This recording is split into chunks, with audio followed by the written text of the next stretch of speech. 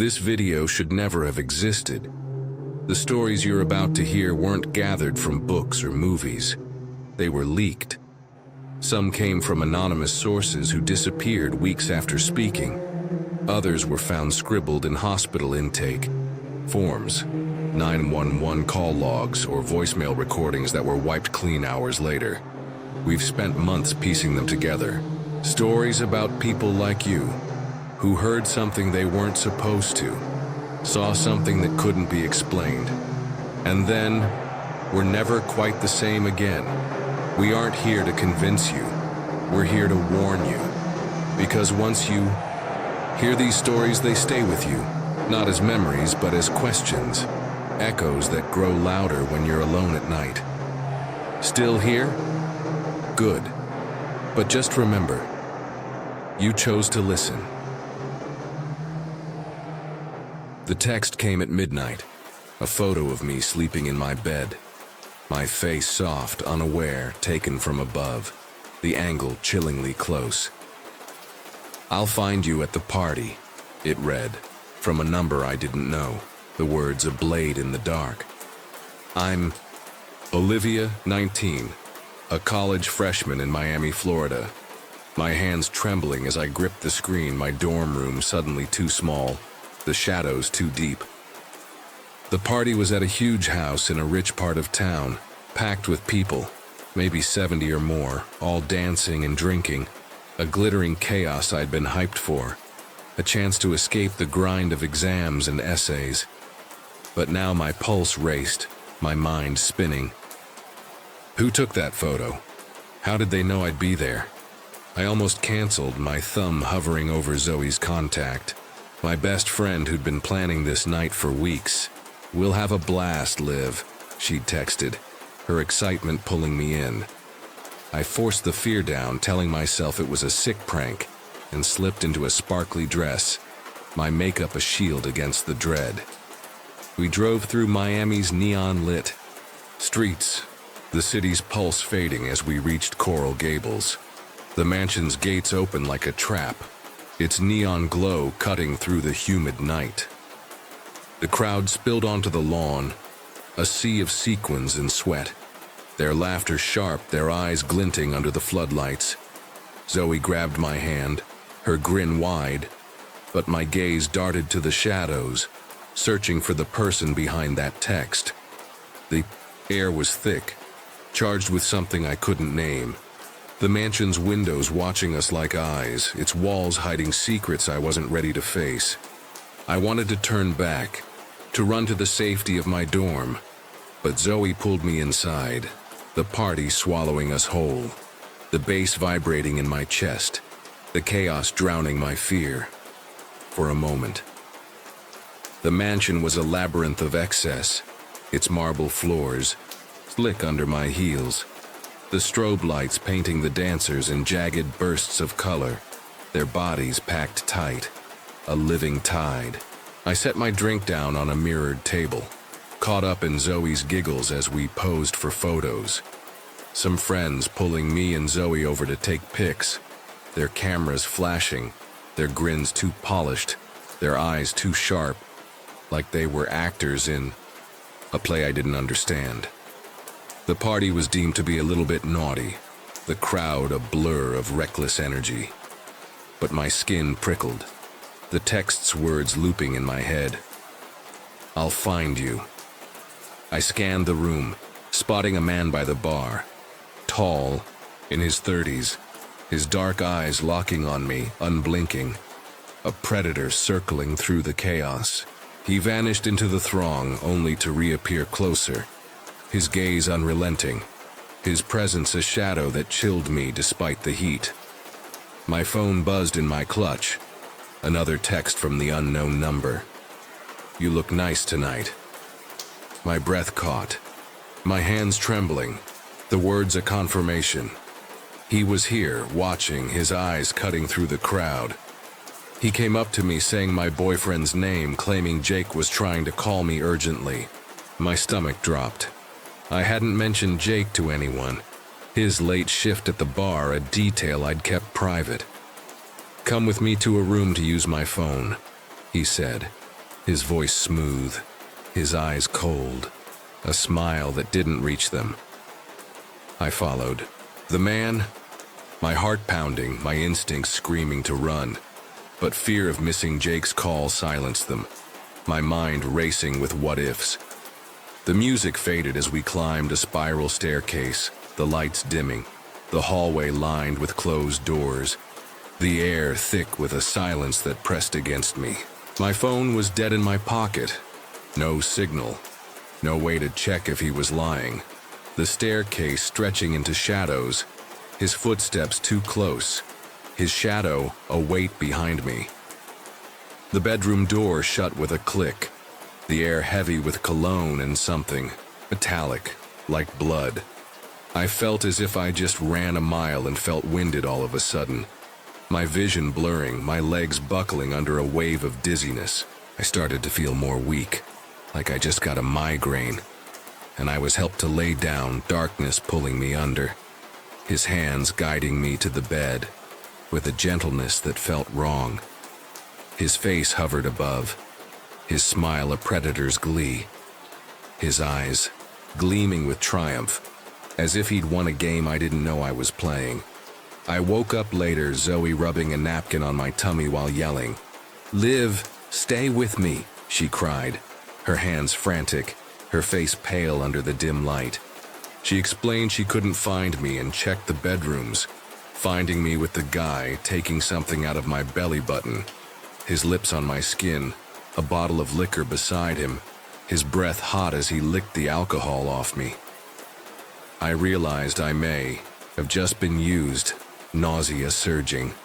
My body violated, my dress clinging to me like a second skin, the room spinning with the weight of what had happened. Zoe's scream had driven him off, his footsteps fading into the party's chaos, his dark jacket vanishing among the dancers. She locked us in a bathroom, her fingers fumbling as she called Jake, her voice steady despite the fear in her eyes, her hands trembling as she held me. The party's bass thumped below, oblivious to our nightmare. The crowd dancing as if nothing had happened. My phone buzzed again, a new photo loading, me unconscious on the bed, his shadow in the frame, his hand just out of sight. "Next time," it read, the words a punch to my chest, my blood turning to ice. I sobbed, clinging to Zoe, my body shaking, my mind replaying his smile, his eyes, the moment I'd followed him. We'd escaped something far worse than I could imagine. But the fear wasn't over. It was a seed planted deep, growing with every breath. Jake arrived in minutes, his face pale as Zoe recounted the horror, his arms wrapping around me as we pushed through the crowd, their faces blurring into a haze of glitter and sweat. Doctors at urgent care confirmed I was okay. The drug in my drink causing no lasting harm, but the relief was a lie, a thin veil over the terror that clung to me like damp cloth. Days later, texts from unknown numbers flooded my phone. Random. At first, then photos of my body with messages like "you can't hide." Each image was worse, me walking to class, eating lunch at the campus cafe, always unaware, always watched. I then started to receive text from a random guy. First random things. Then he showed me a pic of my torso, his words chilling.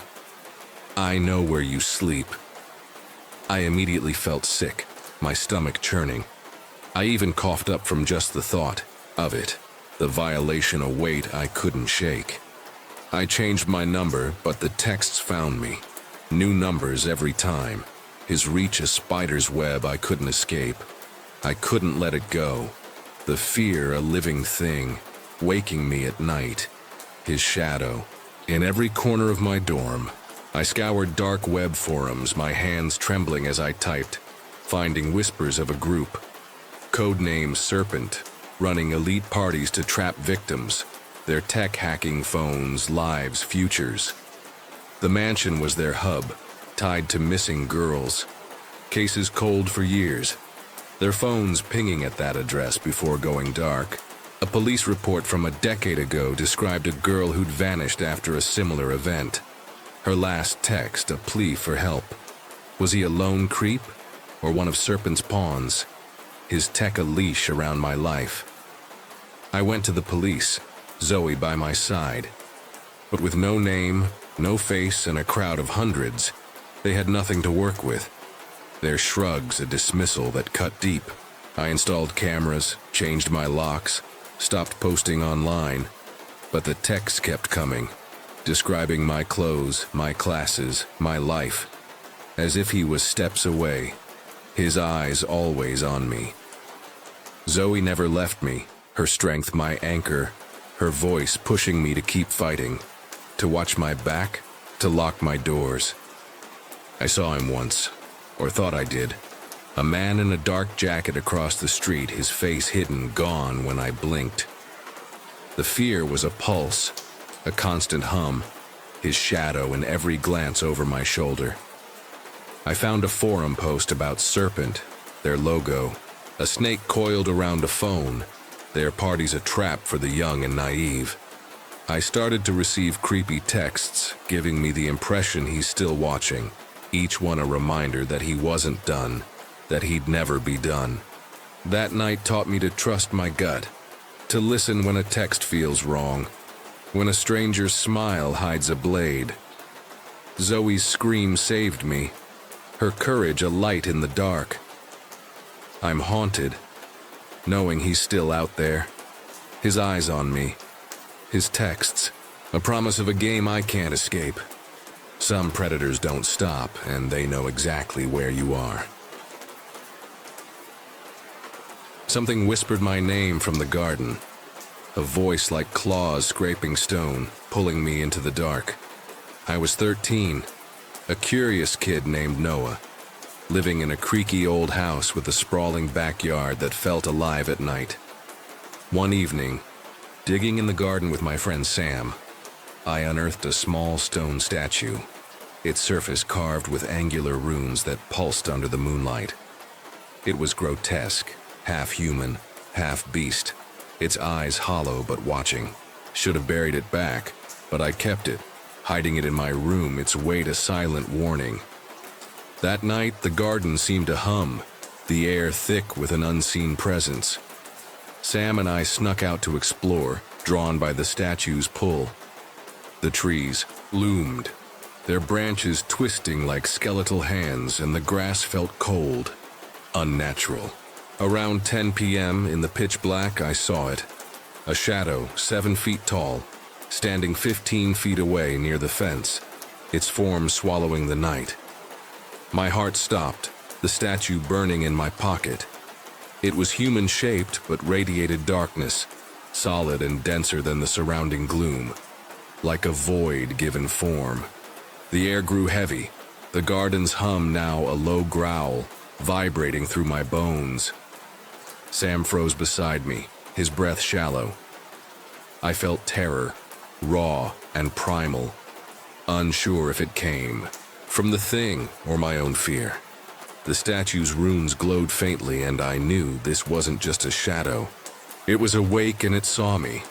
The shadow stood motionless, its edges fraying like smoke, yet its presence was a weight crushing my chest.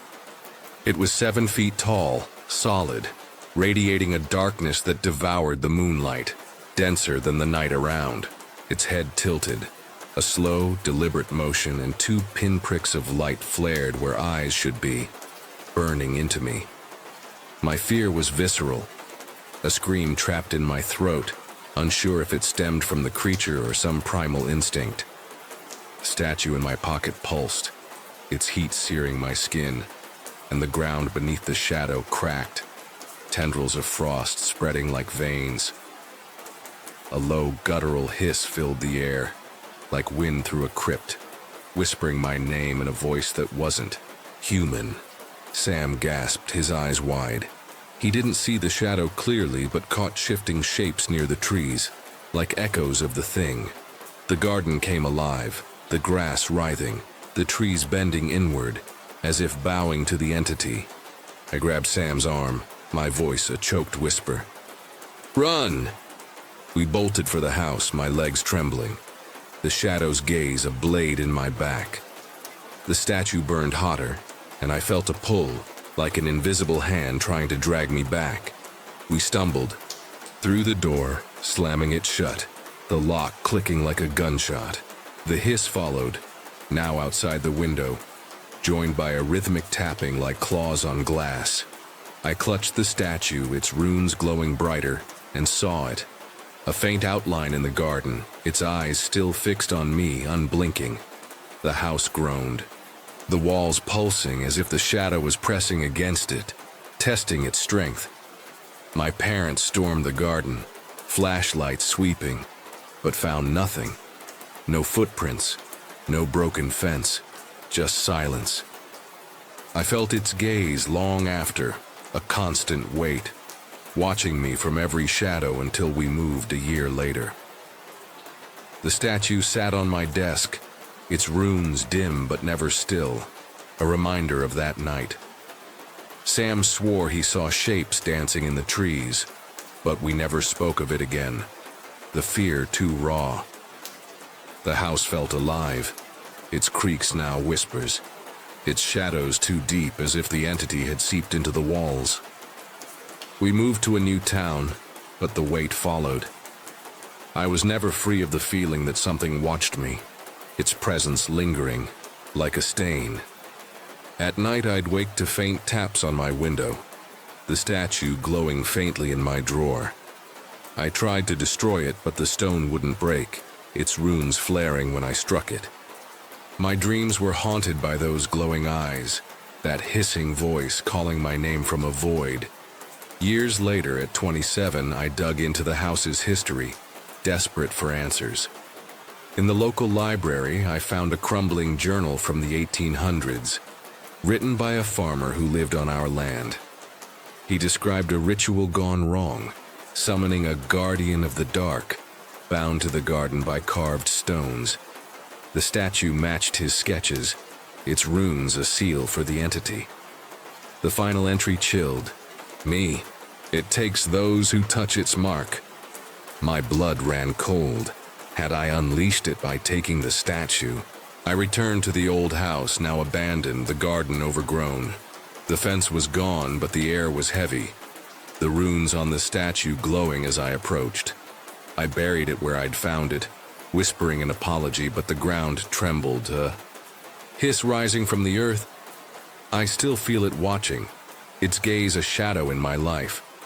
Sometimes in new homes I find faint runes scratched into door frames glowing in the dark.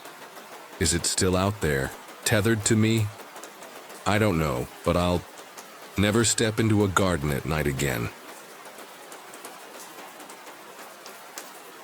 It started with a whisper in the dark, a voice calling my name from a room that didn't exist. I froze, alone in my bed, the silence of the house shattered by words no human could speak. What do you do when your home turns against you? When the shadows mutter secrets you're not meant to hear?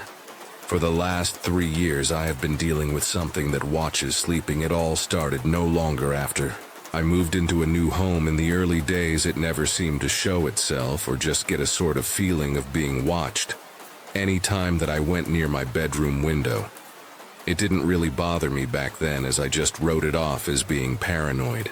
My name's Ava, a 27-year-old writer seeking solitude in a crumbling farmhouse I bought on a whim in rural Virginia. The house was ancient, its sagging beams and cracked windows whispering of forgotten lives, a relic buried in fields of swaying corn. I moved in for the quiet, a place to finish my novel, but the house had other plans. The first night, I felt a presence heavy and unyielding, watching from the shadows of my bedroom. The air was thick, the silence alive, broken only by the creak of floorboards that hadn't been stepped on. I told myself it was the house settling, the wind playing tricks, but my skin prickled, my instincts screaming that I wasn't alone. The locals warned me about the place, their eyes darting away when I mentioned the address. Old sorrows linger. There, one said, her voice low as if afraid the house could hear. I laughed it off, but the stories of families gone mad, of voices in the night, clung to me like damp fog. By the second week, the house revealed its true face. The windows rattled without wind, the attic groaned like a living thing, and every night I felt those unseen eyes waiting, watching, whispering. I was alone, no pets, no neighbors for miles, yet the house was never empty. Something lived here, something that knew my name, and it was only a matter of time before it showed itself. The house began to speak, softly at first, like a secret shared in the dark. After about a year, I start to see something in the corner of my eye, but it would dart off onto the roof as soon as I would look at it. I'll describe it to the best of my abilities since I've never gotten a real good look at this thing here. It has pale whitish blue skin, so skinny that you can see its bones, and has bright white pupilless eyes. I'd catch glimpses, a flicker of pale skeletal limbs scuttling across the roof. Gone before I could focus, its white eyes glowing like twin moons in the night. I tried to dismiss it, blaming exhaustion, but the house wouldn't let me. Every night, the air grew colder, the shadows deeper, as if the walls were closing in, whispering my fears back to me. I worked late, my laptop's glow a feeble shield against the dark, but the house was relentless. Footsteps echoed in the attic, slow and deliberate, pacing above my head when no one was there. I'd freeze, heart pounding, listening to the silence that followed, a silence that felt alive, watching. The bedroom window became a focal point. Every time I passed it, a chill ran through me, the glass seeming to pulse with unseen eyes. I would start to hear a little girl's voice calling my name, as I would try to fall asleep sometimes, though I'm not sure if this was connected to this thing or something else. But as well as this, I would hear whispering in my ears and scratching. In my bedroom door, I don't own any animals too. The voice was soft, childlike but wrong, its tone sharp and jagged, cutting through the night. I'd bolt upright, searching the dark, but found nothing, only the faint scratch of claws on my door, a sound no animal could make. I stopped sleeping, my nights a battle against the house's relentless whispers. The shadows grew bolder, their movements more deliberate, as if testing my limits, daring me to look closer. I knew something was coming, something the house had been hiding, and it was only a matter of time before it stepped fully into the light. These house's secrets broke free one night, shattering the fragile peace I'd clung to. I woke to a shadow at my window, its form too tall, too thin, its face a blur of darkness. Not long after this, a human face, I would see it in my window. When I woke up, the man that I saw was wearing a black cloak of swords, and he had a very sort of cultist look about him. But the part that freaked me out the most was that when I looked at it, it just stared straight at me, and would turn its head slightly. The next night, the same thing happened, except that it was sort of like half goat, half man, and its fur was all jet black, and it looked like it was muttering something under its breath. The cloaked figure's eyes burned through me, unblinking, its head tilting as if studying my soul. I stumbled back, my scream caught in my throat, and ran to the living room, heart pounding. The next night, it was worse. A creature, half man, half goat, its black fur glistening, its mouth moving in a low, guttural mutter, words I couldn't understand but felt like a curse. I locked myself in the bathroom, the door trembling as the muttering grew louder, closer, seeping through the wood. The air was ice, my breath visible, the house alive with malice. I clutched a kitchen knife, useless against whatever this was, and waited, the muttering now a chorus, voices overlapping, childlike, ancient, inhuman. The goat thing's shadow loomed under the door, its claws scratching, slow and deliberate, as if savoring my terror. I prayed for dawn, for light to banish it, But the house was its domain and I was the intruder. When I dared to open the door, it was gone, the house silent, but the air was wrong, heavy with a presence that lingered. I checked every room, every window, finding nothing but the echo of those voices, the weight of those eyes. The house had shown its true face, and I was trapped in its gaze, a prisoner to its endless muttering shadows. Those nights in the farmhouse broke me. The muttering, the shadows, the creatures, they haunted my every step, turning my sanctuary into a prison. I stopped writing, stopped sleeping, my days a blur of dread, waiting for the next visitation. The house never rested. It whispered even in daylight, its walls pulsing with secrets I couldn't unravel. I tried salt lines, sage, prayers. Nothing worked. The cloaked man, the goat thing, the child's voice, they were part of the house, woven into its bones, eternal and unyielding.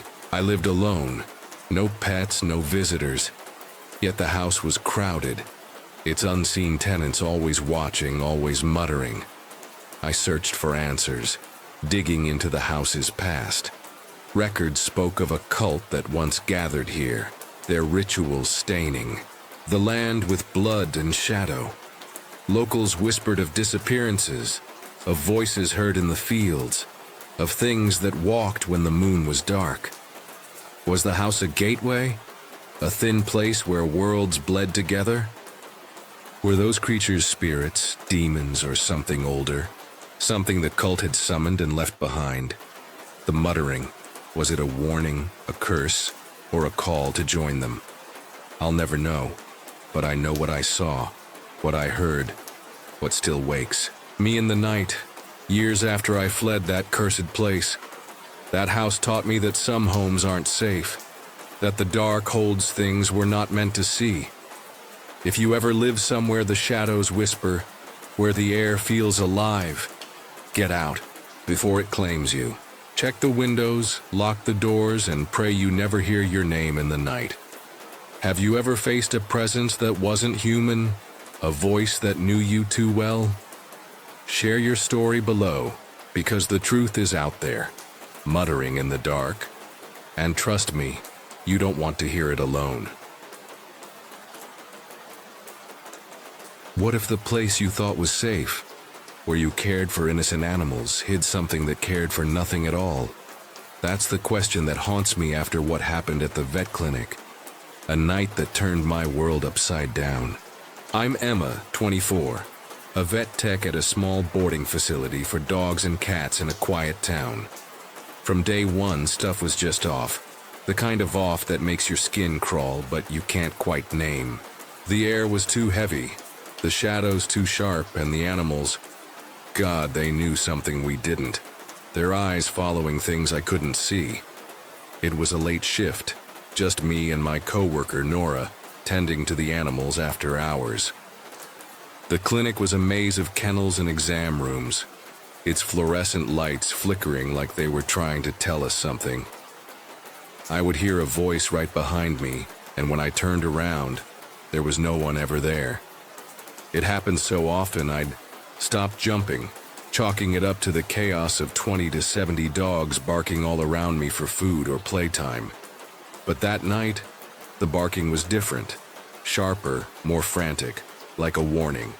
I was cleaning a kennel, when from on top of a low kennel, a partially filled water container, like the ones that you use to water plants with flew, and hit the kennel across from where it was located really hard. It missed me by an inch, the breeze, it chilling my skin. There was no way that a dog would have hit it like that and sent it somehow flying horizontally at me. I froze, my heart pounding, staring at the shattered container. Nora rushed over, her eyes wide. "Did you see that?" She whispered, but I could only nod, my voice gone. The dogs were howling now, a chorus of fear that echoed my own. I checked the kennel, the shelves, everything. No explanation, no reason for that container to move like it had a mind of its own. Nora grabbed my arm, her face pale. "This place," she said, It's not right. We'd both felt it. The whispers, the shadows, the way things moved when they shouldn't. I just stood there dumbfounded, my mind racing. Was it a prank? A malfunction? Or something worse? Something that didn't belong here? The lights flickered again, plunging us into brief darkness. And when they came back on, the air felt heavier, like we were being watched. I glanced at Nora, and her eyes said it all. We weren't alone. Something was here, and it was only the beginning. The air in the clinic was thick now, like we were breathing through a veil. The dogs' howls had turned to whimpers, their eyes fixed on the shadows pooling in the corners. Nora and I exchanged a look, an unspoken agreement to stick together to figure out what was happening. I noticed the metal doggy doors that lead from each kennel into an outside run. They would start swinging when I entered the kennel to clean it, or for anything really. It wasn't the wind. Both sides of the doors were still, no motion. If I stepped out of the kennel, though, the door would just stop swinging, as if whatever was moving them knew I was watching. I tested it, stepping in and out, and every time the doors obeyed, swinging only when I was inside, mocking my fear. Nora grabbed a flashlight, her hands shaking.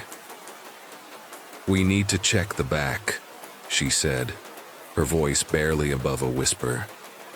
The back kennel area, visible through a large window so clients could see where their fur babies would be kept, was where most of the weird stuff happened. We moved slowly, the lights flickering more violently now, casting jagged shadows on the walls. One day a coworker got mad at me and called me. She said that she saw me through the window and asked why I didn't go back and talk with her for a bit. I answered with the fact that I wasn't, or had I been anywhere near work that day. Nora had heard similar stories, co-workers swearing they'd seen her or me when we weren't there, always in the back, always through that damn window. We reached the window, the flashlight beam cutting through the dark. Then a storm hit, rain lashing the building, thunder rattling the walls. We had a storm, which led to a power flickering on and off. As the lights flickered, 3 of us stood in reception past our shift in case we had an emergency here. 2 of us were facing that window, and both of us at the same time saw a fast, non-identifiable shadow thing rushed past the window even higher than the top of the kennel doors, which, by the way, are like 6 feet tall. It wasn't a dog, wasn't a person. It was too tall, too fast, a blur of darkness that left my heart in my throat. Nora gasped, her flashlight dropping, and I grabbed her arm, both of us staring into the void beyond the glass. We saw this twice during the light flickers too, the shadow darting past again, its shape wrong, like it was made of smoke and malice. I wanted to scream, to run, but my legs were lead.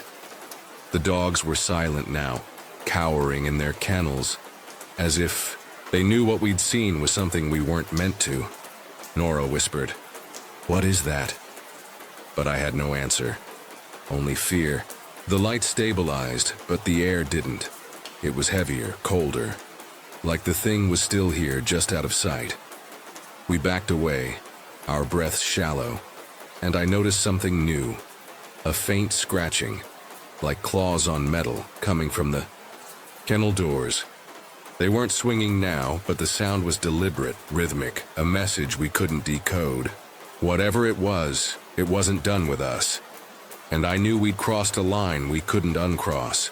We didn't speak as we locked up. The clinic now a tomb of silence, the dogs still cowering, the air thick with dread. Nora and I stayed close, our flashlights trembling until we were safely in our cars, the storm raging outside. Some of us girls had already been discussing the weird stuff going on, one friend, and I, roughly at the same time, said, "Oh, the mimic or the imitator or whatever." And we looked at each other and sort of smiled, nervous. We'd named it, this thing that haunted us, but naming it didn't make it less terrifying. We never talked in depth about this stuff because it's weird, plus how many people would have taken it seriously anyway. But after that night, we couldn't deny it. The mimic was real, and it was watching. We still don't know what it is or what we experienced there, but we do know that it was definitely out of the ordinary. I quit the clinic a week later, unable to face those kennels, that window, the scratching that now haunted my dreams. Nora stayed, but she wasn't the same. Jumpier, quieter, her eyes always scanning the shadows. I moved to a new town, a new job, but the fear followed me, a weight I couldn't shake. Every flickering light, every unexplained noise brought me back to that night, to the shadow that moved too fast, too wrong. I started researching, digging into the clinic's history, and what I found chilled me to the bone. The building had been built on the site of an old slaughterhouse, abandoned after a fire in the 1920s. Locals whispered about workers who'd vanished, about screams heard in the night, about something that lingered in the ashes.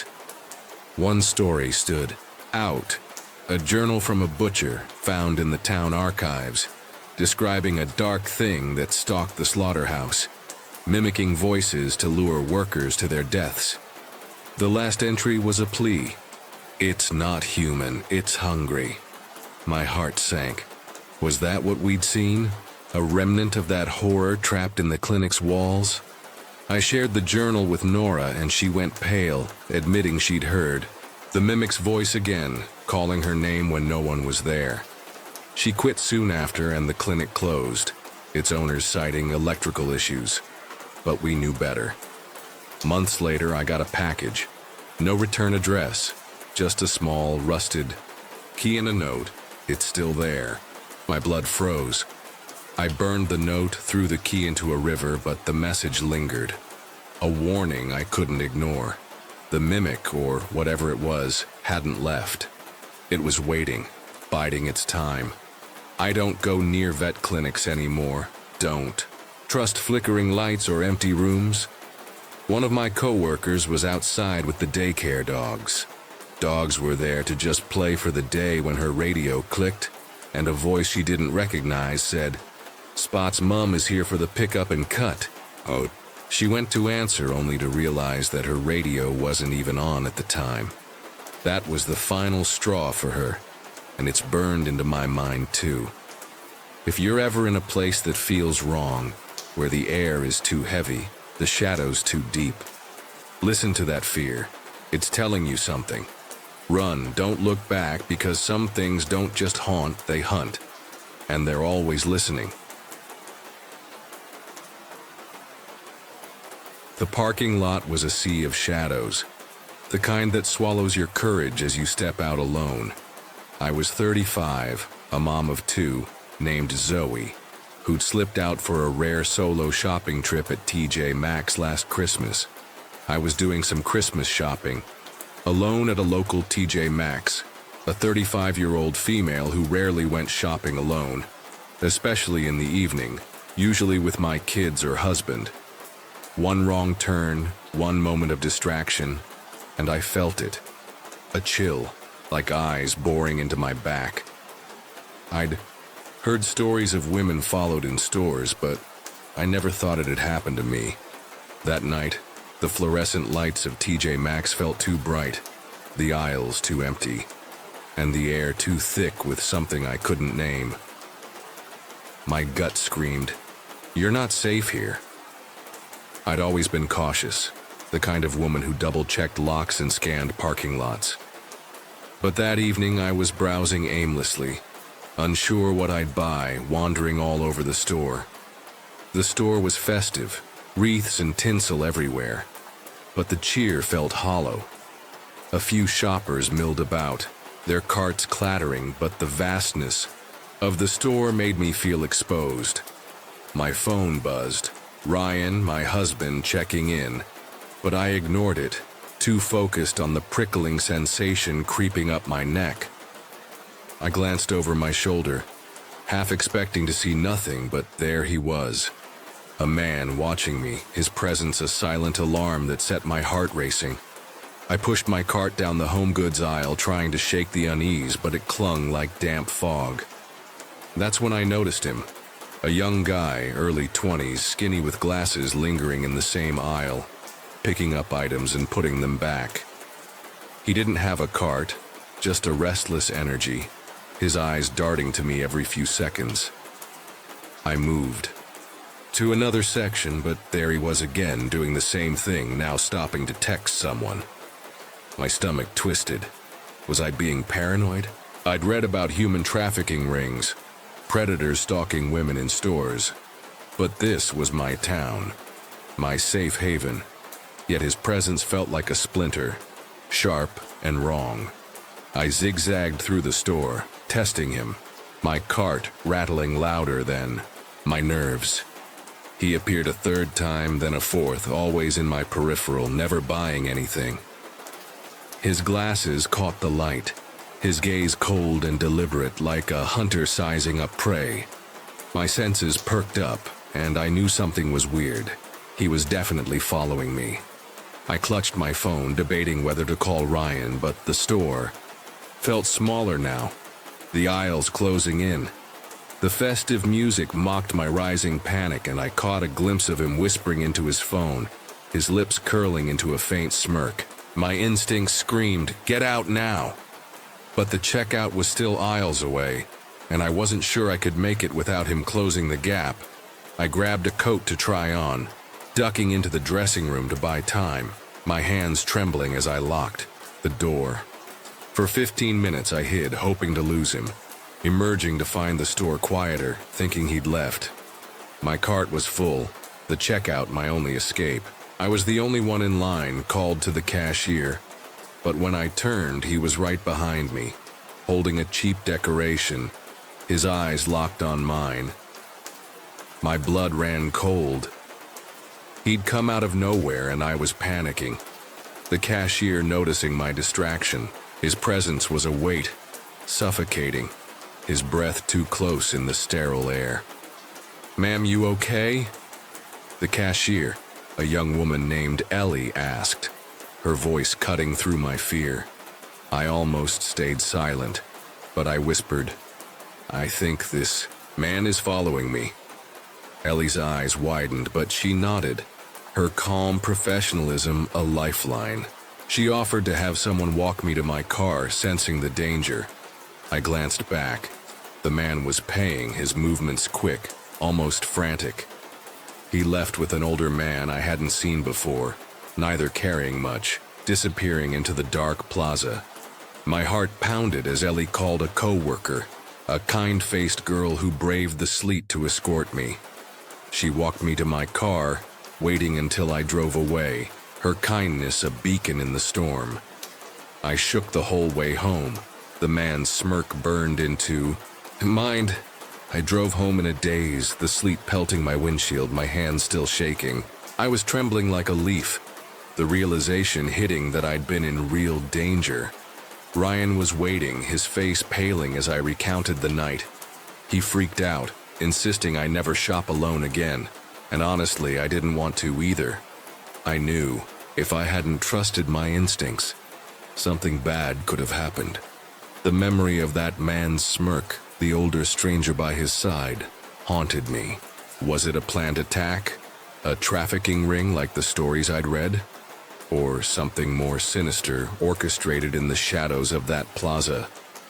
I called TJ Maxx the next day, thanking Ellie. But the store had no record of the men, no names, no footage beyond the checkout.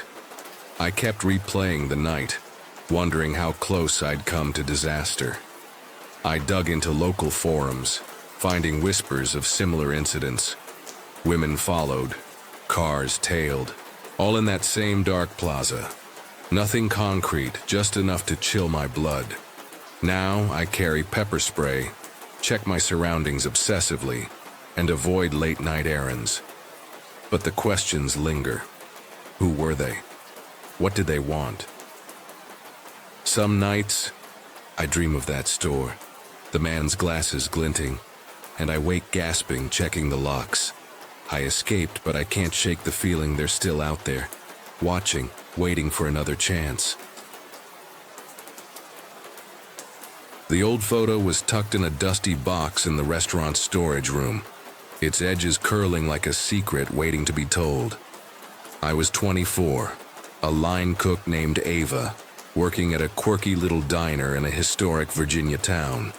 The place had been a beloved Chinese restaurant once, but its owner, Mr. Chen, died there years ago, his shadow lingering in local gossip. The photo showed him standing in the kitchen, his eyes too dark, too sharp, staring right through the camera. I shivered, slipping it into my apron, unable to shake the feeling that he was watching me. The diner was a patchwork of cultures, Thai curries, French crepes, American burgers, but its charm hid something darker. That night, as I prepped for the dinner rush, the air grew heavy, the fluorescent lights buzzing like angry wasps. Suddenly, the front door swung open halfway, then closed gently, though no one was there. My coworker Jake frowned, checking outside, but the street was empty, the wind still. The photo in my pocket felt warm, its weight pressing against my hip. I laughed it off, but the kitchen felt alive, its shadows too deep, its silence too loud. Jake whispered about the diner's ghost, but I rolled my eyes, blaming old pipes and creaky hinges. Yet as I chopped onions, I caught a flicker in the stainless steel fridge. A face not mine, gone in a blink. My heart raced, the photo's eyes burning in my mind. Something was here, and it wasn't just a memory of Mr. Chen. The diner's kitchen was my domain, but it was turning against me. As the night wore on, the strange occurrences piled up. I'd measure out spices or chop vegetables, step away for seconds to grab something, and return to find the ingredients gone, the counter bare, forcing me to start over. It happened too often to be a mistake. Paprika, onions, even whole chicken breasts vanished, as if swallowed by the air. Jake swore he saw me walk past the office when I was in the kitchen, and our manager Lisa claimed she saw Jake by the freezers when he was on break. We laughed, but the laughter was thin, our eyes darting to the shadows. One night, alone on a late shift, I felt it, a chill, like breath on my neck as I diced garlic. The garlic disappeared mid-chop, and a faint laugh, sharp as glass, echoed from the vent above. I spun, my knife trembling, but the kitchen was empty, the photo in my apron pulsing like a heartbeat. The lights flickered, casting jagged shadows, and I saw him. Mr. Chen or something, wearing his face, standing in the corner, his eyes black voids. He moved, not walking but gliding, his form flickering like a broken film, climbing the wall to the ceiling, then gone. The air grew thick, the smell of burnt rice filling the kitchen, though nothing was cooking. I checked the stoves, off, cold, but the smell clung, heavy with malice. Jake burst in, pale, saying he'd heard my voice calling from the storage room when I was right here. The photo burned hotter, and I pulled it out, its edges now singed, Mr. Chen's eyes seeming to follow me. The diner wasn't just haunted, it was alive, and it was playing with us. The disturbances became relentless, the diner a maze of shadows and whispers. One night as I prepped a late order, the kitchen door slammed shut, the lock clicking on its own. I was sure the place was haunted, tied to Mr. Chen's death, his presence woven into the walls. The lights died, plunging me into darkness, and the burnt rice smell returned, now mixed with something metallic like blood. I fumbled for my phone, its glow catching a handprint on the counter, wet and black, fading as I watched. A low hum vibrated through the floor, and I saw him again.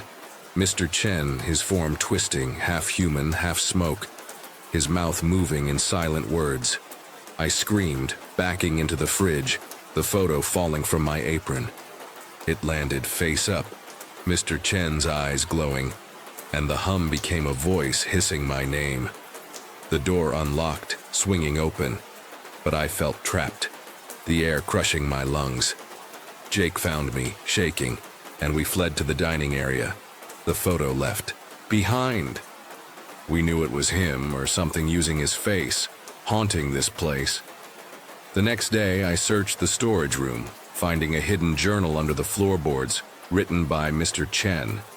It detailed a deal gone wrong, a ritual to save his failing restaurant, binding his soul to the diner.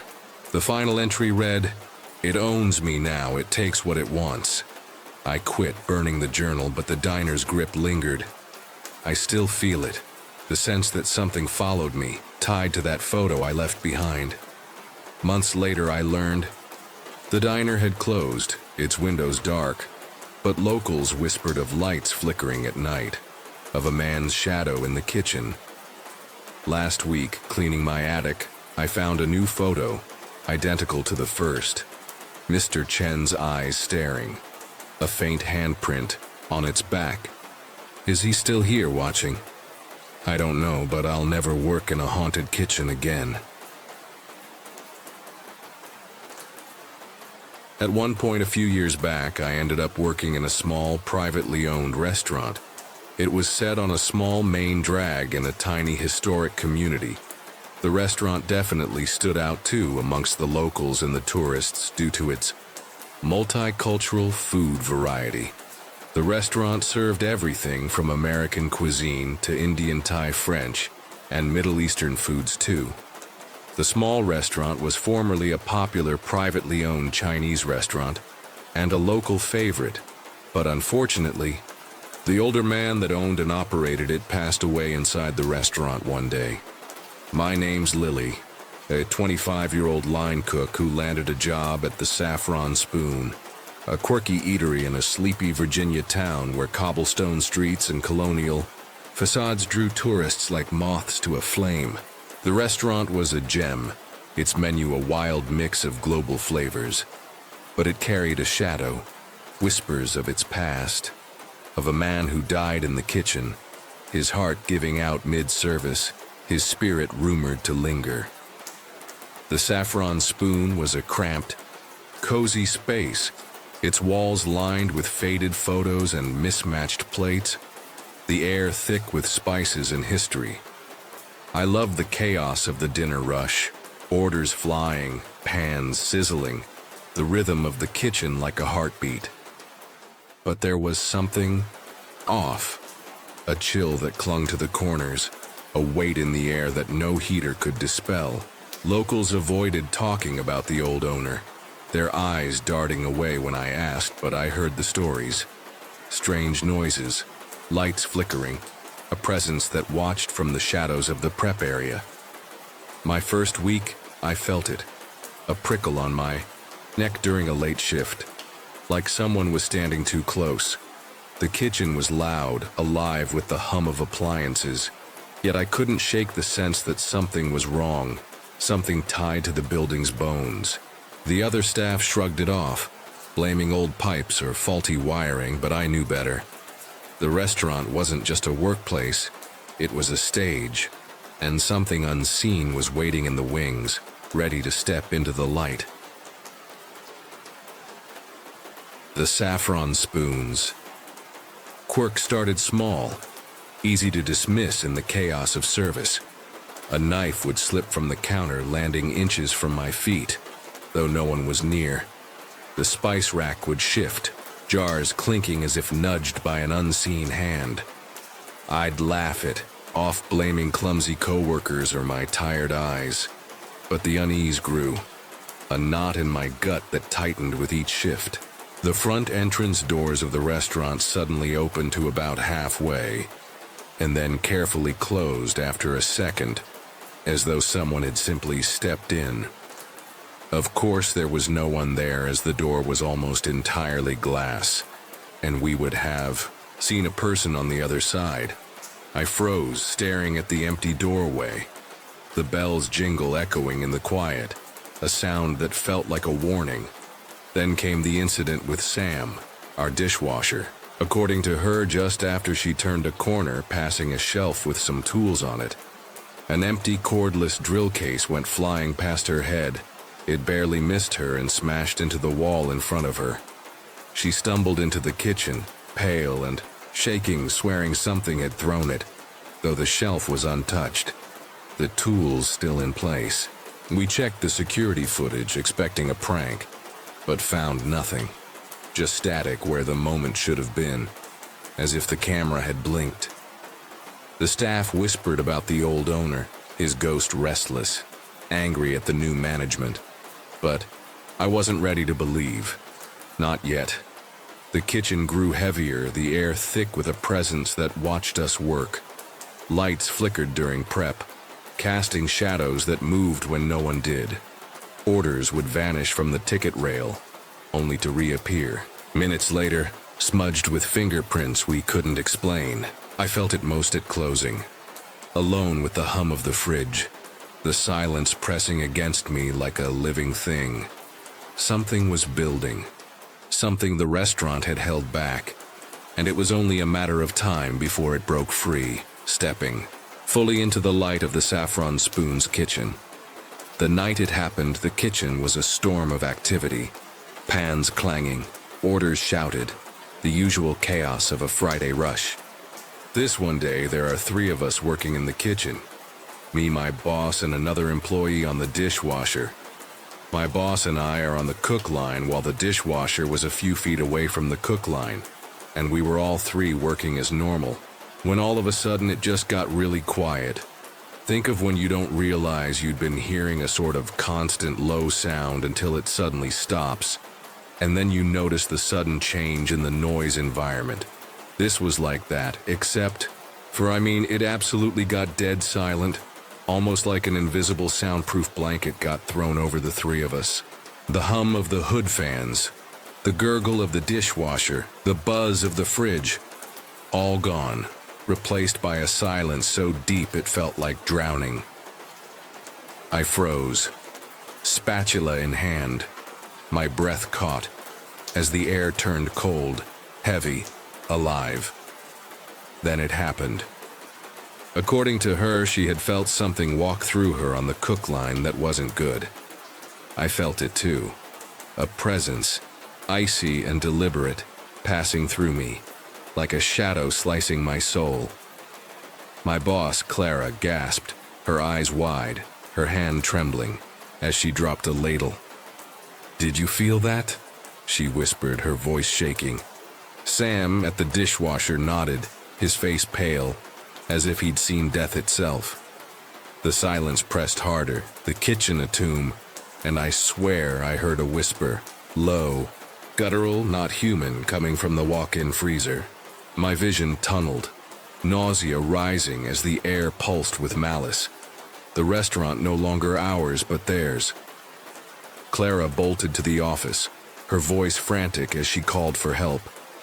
She sounded urgent and shaky as she asked the person on the other end of the line to please bring in abalone shells, some sage, and some kind of weird oil. I stood rooted, the knife in my hand useless as the whisper grew. A chorus of voices from nowhere, filling the kitchen with dread. The lights flickered, casting shadows that moved, and I knew we'd crossed a line, awakened something that had been waiting, biding its time in the Saffron Spoon's heart. That night in the Saffron Spoon's kitchen shattered me. The silence, the presence, the whispers, they clung to me like a second skin, haunting my every shift. I couldn't cook without checking over my shoulder, couldn't close without feeling that icy touch again. Clara burned sage, scattered abalone shells, but the restaurant never felt safe. The lights still flickered, the air still hummed with seen eyes, and the whispers returned, softer but persistent, as if the kitchen was alive, its walls breathing with the old owner's rage, or something darker. I dug into the building's past, desperate for answers. Records showed a string of tragedies, a fire in the 1800s, a murder in the 1920s, the old owner's death just the latest in a long line. Locals spoke of a curse, of spirits trapped by the town's bloody history, of things that fed on the living. Was it the owner, his soul bound to the kitchen? Or something older, something the restaurant had inherited, awakened by our presence. The whispers. Were they warnings or invitations to join them? I'll never know, but I know what I felt, what Clara saw, what Sam feared. The Saffron Spoon wasn't just a place, it was a threshold, a door to something we weren't meant to touch. I quit a month later, but the fear followed. A shadow that lingers in every kitchen I work. I avoid old buildings now, their walls too full of secrets, their air too heavy with the past. If you ever work somewhere the silence screams, where the air feels alive, get out before it claims you. Trust your instincts, watch the shadows, and pray you never feel something walk through you. Have you ever felt a presence that wasn't there? A touch that wasn't human? Share your story below, because the truth is out there, waiting in the dark. And trust me, you don't want to face it alone. You've heard the voices, the screams, the silence, the details no one should know. Some say listening makes it worse, that acknowledging the darkness gives it permission to notice you. You may feel fine now, but wait until tonight. When the lights are off and the house is quiet, that's when the stories settle in. That's when they reach back out. Still skeptical? That's fine. But next time your phone rings and there's only static, next time you see a face in a reflection that doesn't quite match yours, you'll remember this moment, and you'll know you've crossed into something real. But this is just the beginning. We've only scratched the surface. There are more stories, deeper, darker, and far more dangerous, waiting to be told. So subscribe, come back, and when you do, bring a light, and don't come alone.